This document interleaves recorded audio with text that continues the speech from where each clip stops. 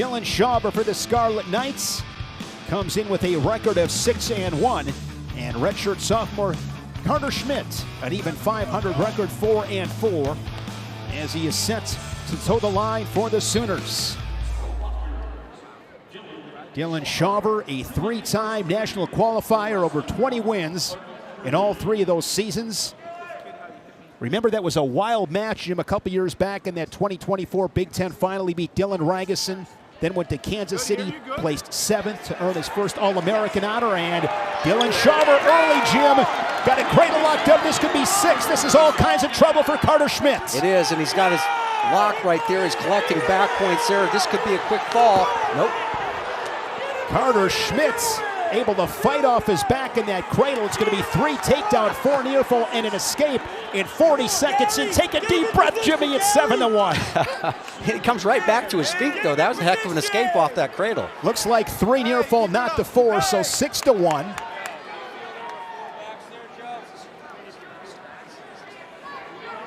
Yeah, the rarest of scoring there, the 3-point near fall. Dylan Shawver in his 6th year out of Lorain, Ohio, Elyria High School. Swing side's good. Began his career down at 125. First 3 years at that weight class before moving up to 133. Keep putting up points. Yeah, he's a tall drink of water here for 133. Right hand's hard. He just got his knee a little bit close to his chest on that shot, and then Shawver comes right back into a shot.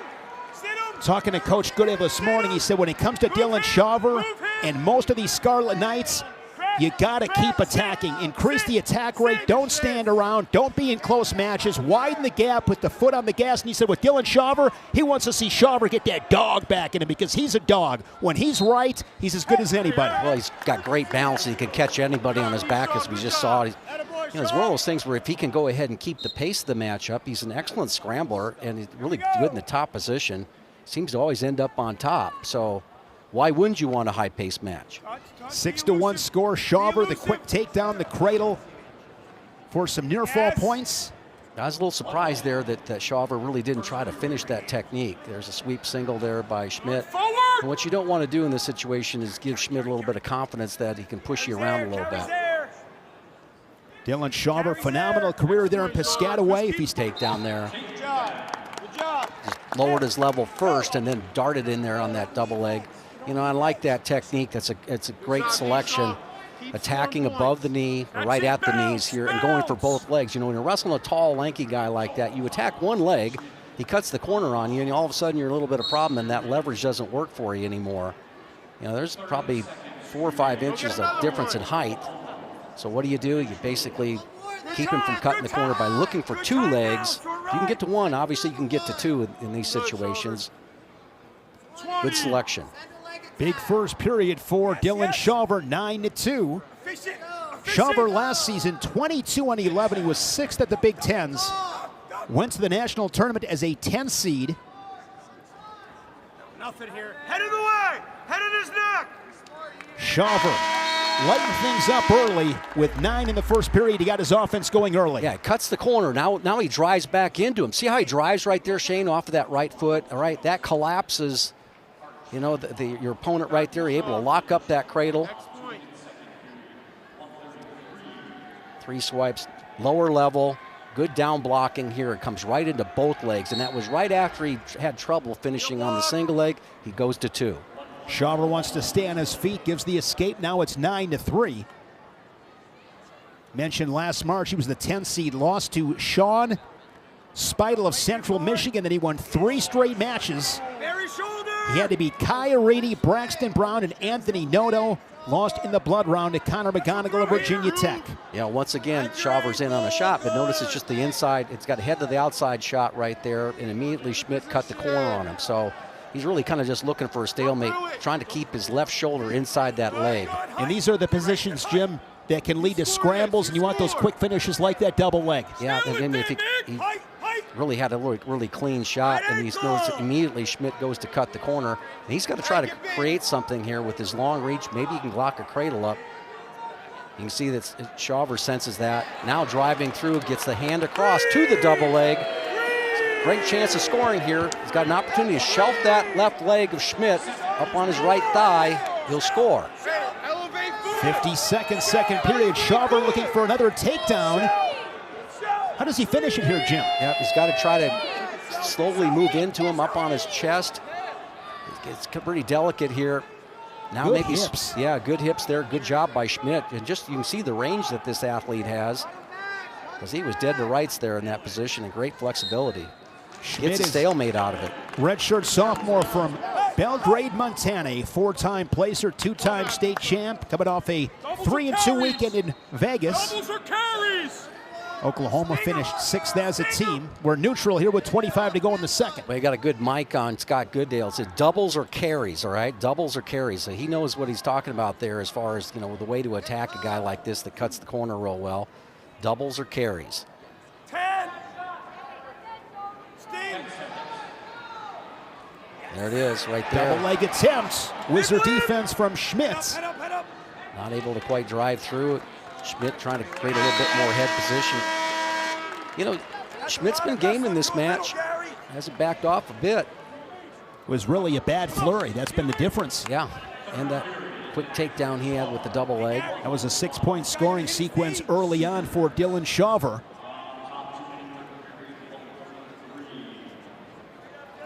The NWCA All-Star Classic was here inside New Jersey Mike's Arena.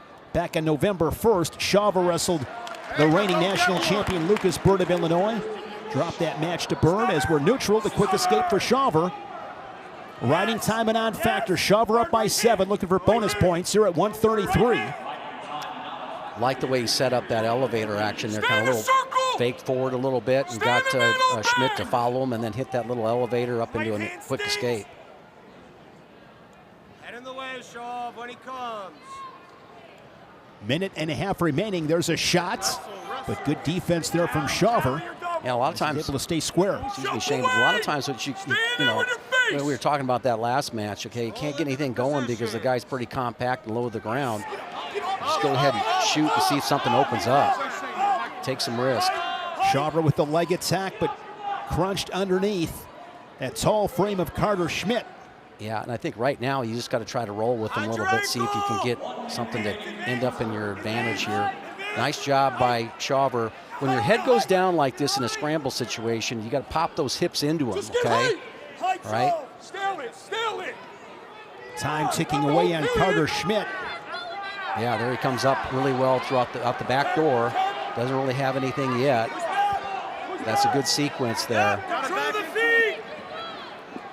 Situation right here for Carter Schmidt and Dylan Shawver. Team points on the line here with 30 to go in the third period. Shawver looking to turn the corner as the scramble continues. Down to 25 seconds. Referee Nick Grosso doing a good job of letting these guys wrestle here. Now Shawver coming up here strong. If he can put some weight and actually even bend that left knee. Shawver looking for the takedown. Yeah. He's got the takedown to put him up by 10, 13-3. That early takedown in the first, a late one here in the third, will give Dylan Shawver the 13th ranked 133-pounder in the country. Bonus points for the Scarlet Knights. Boy, that was a great job of limping that leg out. It looked like Schmidt had that leg elbow deep, and it looked like he wasn't going to be able to free his leg out. You see a lot of guys settle for stalemates in that situation, but got the crowd fired up. Blackout night here. It's not hard for the Jersey crowd to do. Like his teammate Hunter Hollingsworth, Layton Schneider from Edmond North. He was a 4-time placer, 2-time state champion for Andy Schneider. Championship coach there at Edmond North. He's a redshirt freshman. 3-7 on the season, looking for his first do-meet victory in a Sooner singlet. And for Anthony White, a redshirt senior from South Plainfield, New Jersey. Won a state title, of course, South Plainfield. Anthony Ashnault, Scott Del Vecchio, former Scarlet Knights that won titles at South Plainfield. No score, 35 seconds in. White, fourth-year starter for Rutgers. He's 6-3. 4-1 in dual meets. His lone loss was to Jackson Arrington of NC State. Was fourth at the Keystone Classic. Yeah, 7-6 score right now here. Rutgers Scarlet Knights are really kind of counting on White to kind of open up a lead here and give them some, some breathing room here. There's some tough matches here coming up. Absolutely. The second half, these upper weights This is a big, should be a blast. It's a big situation here for Scarlet Knights. So you don't want to have it send a guy out there that just kind of gets complacent and doesn't get on his offense. So expect some emotion here. Nice misdirection shot right there. He's got the hands locked. All right. He's able to go ahead and step up. Nice job of sagging back here by Schneider. Gets his shin wizard put in right there. Okay. Beautiful job of coming back and swinging back. And it anticipates the roll through. Love that. White gets the first takedown here in this first period. 3-0 lead. You know, you just knew something was. He let you come to your feet too quickly there. He, you know, this is too easy here. I got to be aware of what's going to be happening here right next. And right there, when Schneider tried to come through the roll through, what did he do? Sprawled, got his feet back here. Great job of hiding the ankles. Putting a hard ride on the Sooner. Riding time at 30 seconds. Anthony White began his career at 149. Was a national qualifier in 2023 at 149. Last 2 seasons bumped up to 165. Last season 15 and 12, now at 157. So he's been all over the place as well. Where the team has needed him. Yes. Get it. Good breakdown. He's got that left wrist. Yeah, he got the elbow tight to the body right there. Nice job by Schneider coming back up. Surprised he wasn't able to collect that wrist with the right arm there, but now you can see that Schneider's covering the fingers. You hear that? Somebody yelled, "Get him a pillow!" Right? That's what you get. We've heard that one. The hospitality you get here.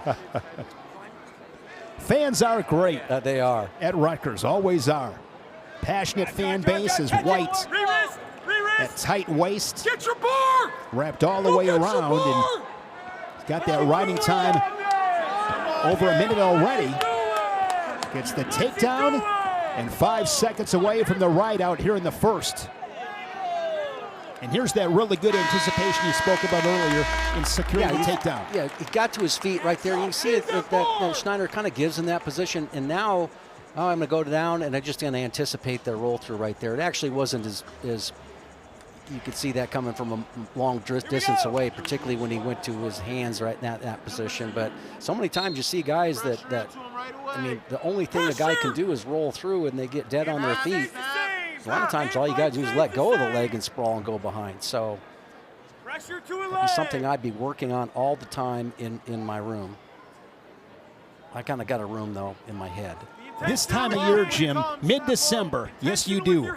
What are some things mid-December in general you're paying a special focus to? Well, this is what's unique about this season here was the national duels where a lot of these teams got a chance to go ahead and go at. So that's your big hammer event here. And then Cliff King was a little bit watered down probably because of that. But, you know, you want your guys to get through the semester and have a good, semester academically and make sure that they're finishing strong there.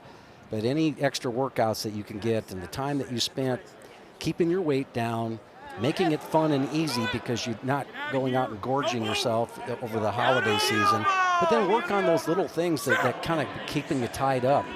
You got some guys now that have a little bit more experience and really walk into that second part of the semester here with a lot of momentum here and enjoy what you're doing. You only get a short period of time to go ahead and do this in life.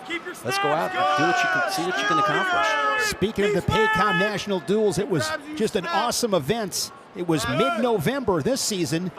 It was announced this past week that event will be in Tulsa once again inside the BOK Center, but it's going to be in mid-December. The Paycom National Duels. Awesome events. 25 seconds, second period. This year won by Ohio State. It was an all-Big Ten final. Ohio State over Iowa. Speaking of academics, Jim, Anthony White, two-time Big Ten Distinguished Scholar, three-time NWCA Academic All-American, and three-time Academic All-Big Ten. Getting it done with the grades as well. And Anthony White, ranked 26th in the nation, will take a 3-point lead to the third.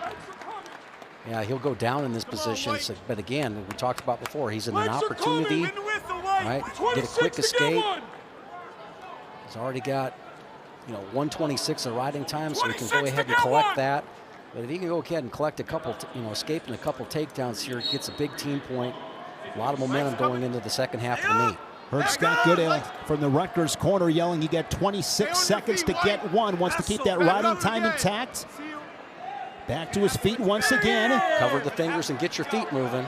And he gets that escape, keeps riding time over 60 seconds, and the Scarlet Knight extends the lead. It's 4-0. And now, as you said, Jim, you got to be getting bonus points. You got to be on the hunt right now. That's exactly correct, Shane. You sit there and see what he does right there. Go get a major! Go get a major. You hear Scott Goodale going after it here. He wants to go ahead and get that mindset.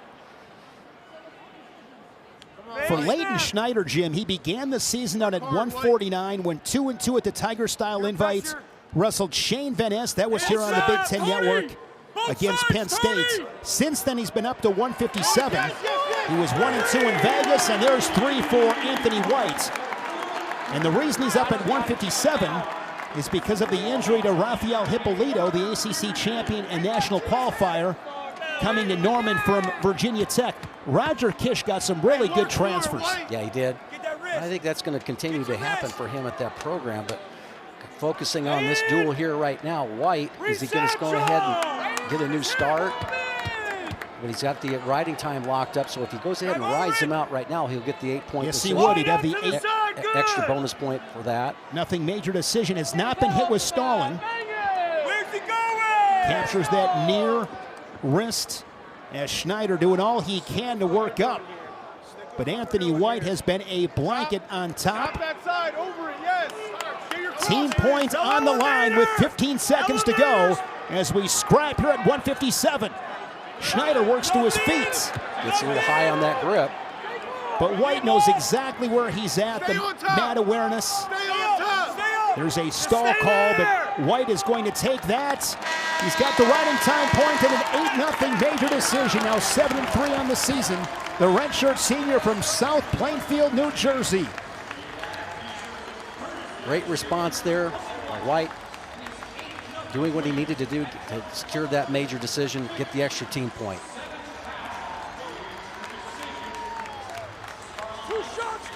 It's Bryce Burkett, a true freshman for the Sooners, comes in with a record of 1-3.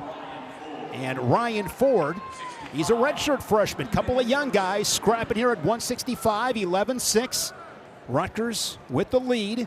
And this should be a lot of fun in the second half, some big-time matchups. Burkett from Watertown, Minnesota. Watertown Mayer High School, was a 2-time champ, placed 5 times. And he is working a 2-on-1 early. I tell you what, see 2 young guys coming out in an important meet like this. Let's see if they fire away here, really get on their offense. The one thing that you could say about the last, besides the Shawver match, you didn't see a lot of guys, going out there and getting after it here early in the matches. So see some fakes there by Ford from Rutgers here in the black singlet. Here, nice job by Burkett here, basically doing a lot of down blocking. I misspoke before, Jim. Vega, of course, he's at 141 with Hardy, so that's an actual matchup. Yeah. That'll be a great dual meet next Sunday in Lincoln. And remember the last time those two teams met, it was 8-2. So it was, what do you think about that? It just kind of speaks to how great of a tournament the national championship was for the Nebraska Cornhuskers, finishing second last year. How many All-Americans? 9, I believe. 9 All-Americans, all right? Everybody.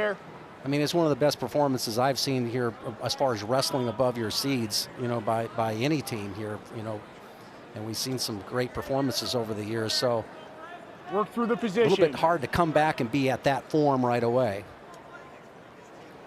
Ryan Ford, 4 times at Bergen Catholic in New Jersey, was top 4 at the New Jersey State Tournament. Of course, 1 class there in the Garden State. No score, 2 minutes into this first period. Burkett, collar tie, and an underhook on the Scarlet Knight. You see, both teams just seem to not be able to get out of this ear-to-ear position and not doing what they can. Now you see Burkett going down to the wrist a little bit there. I think that's a good thing to do here. Had a little bit of control there when he had the wrist, able to peel it off. Get it. Ford this season 4-0. All duels, 2 bonus point victories. Did wrestle in 2 duels last season as a redshirt. He was 11-5 overall during that redshirt campaign. And there is a roster a starting spot battle here for Rutgers at 165. Andrew Barbosa, redshirt freshman, he's in the mix as well. Yep. He'll go tomorrow against Drexel. He's 3-2 this season. Final seconds here in this first period. And Burkett and Ford scoreless after 3 minutes. As we welcome in Dylan Shawver, ranked 13th in the nation at 133 pounds. Bonus points tonight. Dylan, always appreciate getting your perspective. How did you feel about your performance tonight? Felt great. You know, every opportunity to get to go out there, especially in front of your home crowd, is always great. Yeah, you had to make some adjustments in that match if you got to wrestle a guy that has a lot of range there, cutting the corner and all that. But I think you did a great job of getting to that double and some pretty easy finishes. Yeah, no, he was tall, lanky. You know, you just got to get through those kinds of guys, and you know, that's what I did today.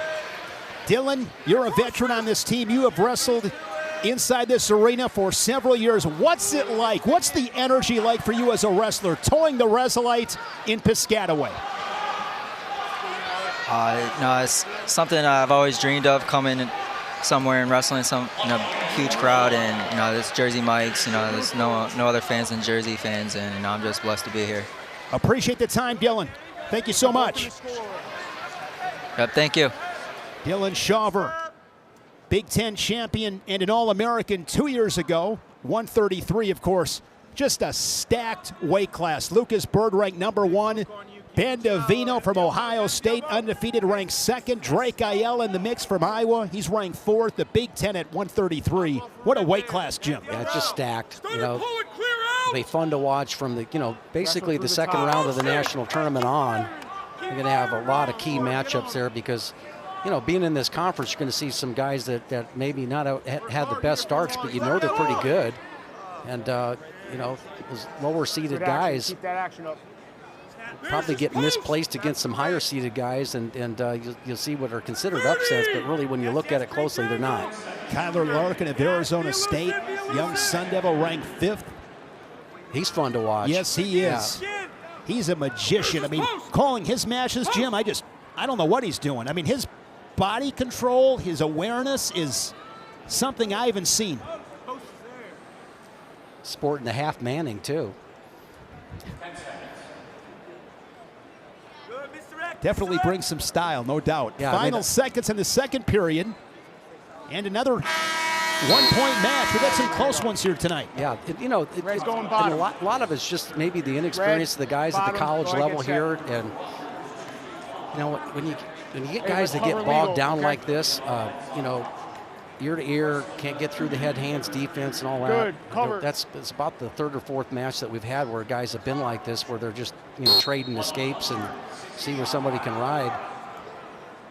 Burkett really kind of letting him easily get to his feet. Now trying to look for a mat return, and you see that Ford was able to go ahead and put the laces inside the legs. It makes it difficult to lift, so Burkett gives them an escape. So what can the guys do to get through their head-hands defense? Right there, you see Ford working on a wrist.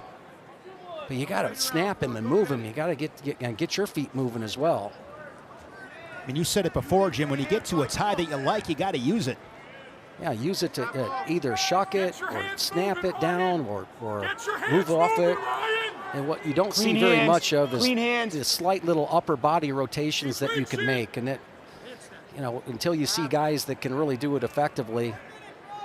That Ben DeVino from Ohio State is one who's really getting in clean against a lot of good good competition. You look at the way he sets up guys, it's pretty amazing. There's shot, swing shot. Riding time and on factor, 1-1. 50 seconds to go here in the third. Another good transfer pickup for Roger Kish. Peyton Keller, he should be back next week. Of course, came from Ohio. He was an All-American in 2024 for the Bobcats, then down at 157, a 5th place finish in 2024. Just over 30 seconds left, each guy with an escape. So much focus on down blocking. Both guys just. A lot of wrestling on the feet, but no scoring from the neutral position. Straight on double leg attempt there from Ford, but no setup right into those hips of the Sooner. Yeah, but Burkett and Ford will go to set and victory. I like that though. You know, straight on shot right there. See if he tries to get off balance, maybe trying to hit the go behind, but see if that opens up something. But that sometimes, you know, taking a shot is a way of opening a guy up. It's a good setup. Big match in this dual meet. Rutgers leads at 11-6. Ford looking to create some separation between the Scarlet Knights and Sooners. Once again, tied up ear to ear. Big snap there, big snap, don't hang. A lot of hand fighting, head fighting. No angles. Wrist snap. No angles, no snaps either. Now Burkett listening to his coaches here with the talking about once he had that collar tie, but you see how long it took him to get to that? Here's a shot, but a goal behind here from Ford. His best opportunity on a single leg. If he's able to finish, he'll win it. Yeah, he's on the outside of the leg. He collects both legs. And in sudden victory, 4-1, Ryan Ford. Victorious at 165. He remains undefeated, now 5-0. What did you like about that attack and finish?